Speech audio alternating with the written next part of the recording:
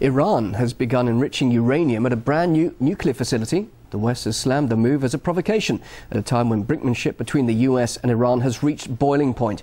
The Islamic State says its new plant is deep underground, making it immune to airstrikes. While some analysts claim it could produce nuclear fuel that's easier to adapt for weapons use. Meanwhile, the Pentagon says it's prepared to use force to reopen a vital oil route in the Persian Gulf, which Tehran has threatened to block. And adding to the tension, a former Marine has been found guilty of spying for the CIA and sentenced to death in Iran.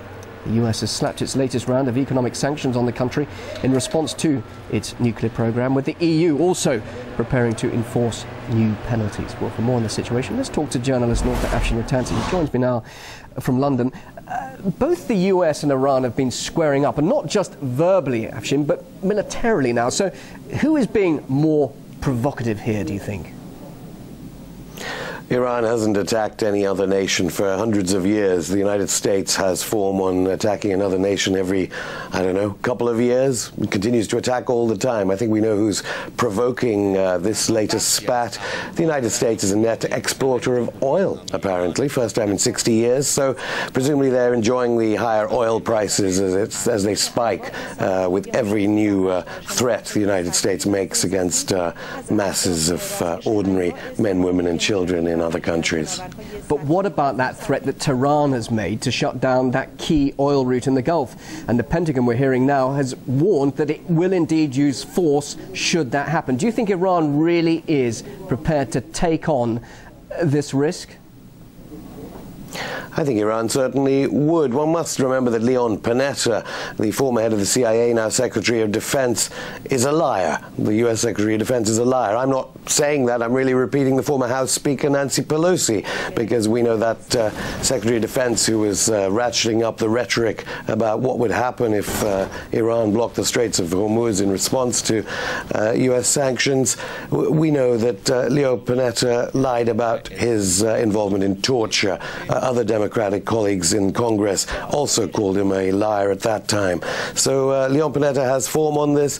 The United States seemingly just wanting higher oil prices while at the same time threatening people. And the developing world, the rest of the world, the major superpowers in the world, they don't like what the United States is saying. Let's hope the United Nations says something to Leon Panetta and Obama. Mustn't forget, Panetta also a huge advocate of drone strikes. The US's foreign policy is in tatters. But the heat really is increasing now, isn't it? When we now learn about Tehran sentencing to death that former US Marine for alleged spying for the CIA. We're looking at tactics now, tit for tat by the looks of things. But what could the implications be if Iran does indeed go ahead with that execution? I think this isn't tit for tat. One must remember that Iran made noises that supported the United States in relation to a hijacking a few days back. The U.S. helped some Iranian sailors get rescued off the coast of Somalia. This CIA spy case was preceded all of this, and seemingly he had on him U.S. military papers from Bagram Air Base, the U.S.'s torture center. It continues to torture people. At least Hamid Karzai of Afghanistan is putting pressure on the U.S. about that. So this CIA case is very different. But again, Leon Panetta, maybe this guy was recruited from his university days in Arizona by Leon Panetta. Not a very good agent, carrying U.S. documents on him in Iran and asking questions about nuclear things, I would think. But nevertheless, if he is executed, would that be the igniting point for the conflict, or indeed the rhetoric to increase further, or would it be actually what's going on in the Hormuz Strait rather than what's going on with the nuclear accusations? Where could the igniting point, the spark, be if things really were to worsen? I'm not sure whether the United States cares much about its own citizens. It goes around assassinating them by drone. As to what it thinks about its servicemen and women who fight on its behalf, they don't much care about them either. No, the Straits of Hormuz would be the point. But again, Iran is only saying they will respond to these US and EU provocations by doing this. So the United States, how it reacts to what's going on at the moment, perhaps it is just ratcheting rhetoric to be able to get those valuable petrodollars into the U.S. Treasury so that Goldman Sachs can give it out in bonuses to the rich.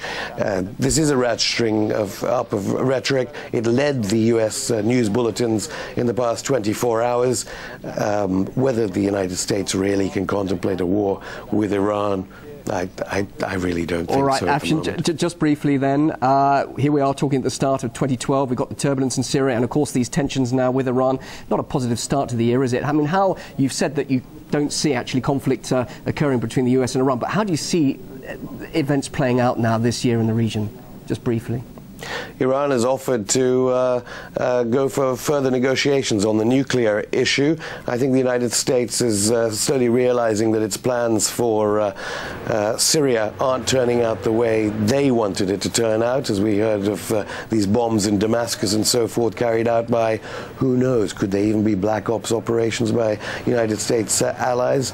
So Syria isn't playing out the way the United States is. This is a U.S. foreign policy in tatters as Afghanistan, Pakistan, Iraq, they all turn their backs on their United States previous quasi-allies. So Obama and Secretary of State Clinton better do some quick thinking because it's not going well for the US or NATO at the moment. Always good to hear your thoughts. Afshin Rattansi, live in London.